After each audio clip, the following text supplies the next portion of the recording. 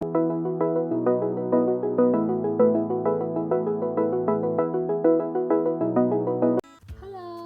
assalamualaikum semuanya. Welcome back to my channel.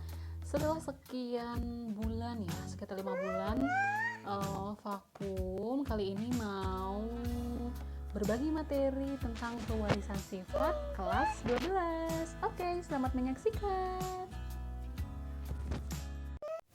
Nah, pada kesempatan kali ini mau membahas tentang pewarisan sifat. Jangan lupa di-subscribe ya. Nah, kita pertama akan belajar tentang pengantar pewarisan sifat, kemudian alasan Mendel menggunakan tanaman kacang ercis, dan istilah dalam persilangan. Ilmu tentang pewarisan sifat induk kepada keturunannya disebut genetika ya. Bapak genetika itu adalah Gregor Johann Mendel. Nah, beliau melakukan sebuah eksperimen yaitu menyilangkan kacang ercis atau nama lainnya kacang kapri atau Visum sativum. Ini dia beberapa alasan Mendel menggunakan tanaman kacang ercis. Yang pertama adalah memiliki banyak varietas. Nah, akan dibahas selanjutnya ya pada slide selanjutnya. Yang kedua, dapat melakukan penyerbukan sendiri atau autogami. Ada yang masih ingat apa itu autogami ya? Autogami itu adalah benang sari berasal dari bunga yang sama dengan putik ya. Kemudian pohonnya juga pasti sama. Yang ketiga, mudah dilakukan perkawinan silang. Perkawinan silang itu apa?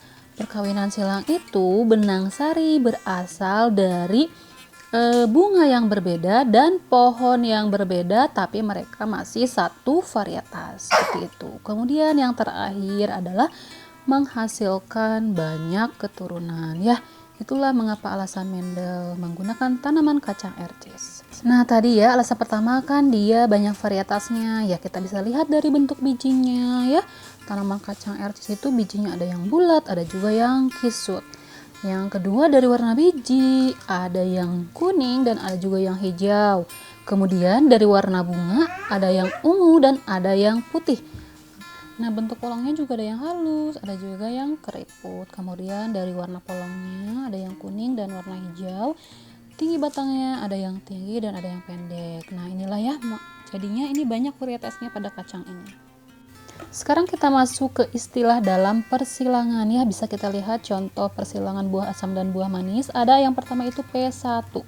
Itu adalah parental, disingkat dengan P ya. Itu P1 itu apa? Itu adalah parental keturunan pertama. Parental itu induk yang disilangkan. Kemudian ada nomor 2 G1 ya. Itu G itu adalah gamet. Disimbolkan dengan huruf G. Gamet itu adalah sel kelamin, jadi ada sel kelamin jantan dan sel kelamin betina. Kemudian yang ketiga ya itu ada F1 ya. F1 itu adalah filial keturunan pertama, disimbolkan filial itu dengan F, atau F itu adalah keturunan ya atau anak yang dihasilkan. Yang keempat itu adalah genotip, merupakan sifat yang tidak tampak, bisa kita lihat dari persilangan di samping ya. Contohnya itu adalah M besar, kita ini aja ya sebutnya mama ya.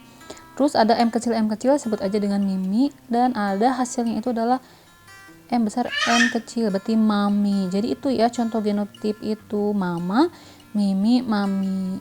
Jadi genotip itu berhubungan dengan gen. Kemudian nomor 5 itu fenotip. Fenotip adalah sifat yang tampak. Tadi kan genotipnya mama, berarti fenotipnya itu adalah sifat yang tampaknya itu adalah manis. Kemudian tadi mimi ya, genotipnya mimi, sifat yang tampaknya itu fenotipnya itu adalah asam. Kemudian genotipnya mami, fenotipnya sifat yang tampaknya itu adalah mami, seperti itu. Dan yang keenam adalah rasio, merupakan perbandingan. Jadi nanti ada F2-nya itu ada rasio genotip ya, dan ada rasio fenotip ya. Seperti itu. Oke, sekian materi hari ini. Ketemu lagi di channel selanjutnya.